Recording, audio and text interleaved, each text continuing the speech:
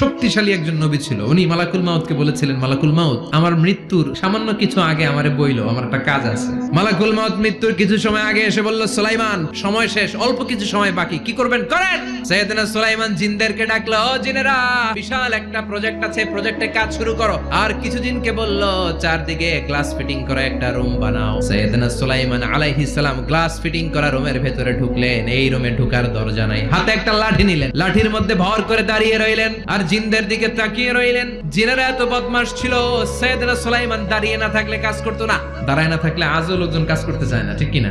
সুলাইমান আলাইহিস সালাম লাঠির মধ্যে ভর দিয়ে দাঁড়িয়ে রইলেন আর বললেন, কাজ করো। জিনেরাও কাজ শুরু করলো। ওদিকে মালাকুল মাউত এসে বলো, সুলাইমান সময় তো শেষ। সুলাইমান বলে, সমস্যা নাই, রূহ কবজ করো। মালাকুল মাউত ওইভাবে লাঠিতে ভর দেওয়া অবস্থায়, দাঁড়ানো অবস্থায় সাইয়েদনা সুলাইমান আলাইহিস সালামের রূহ কবজ করে নিলেন। উনি এমন ভাবে দাঁড়িয়েছেন, রূহ চলে গেল, লাশ হয়ে দাঁড়িয়ে রইলেন। লাঠি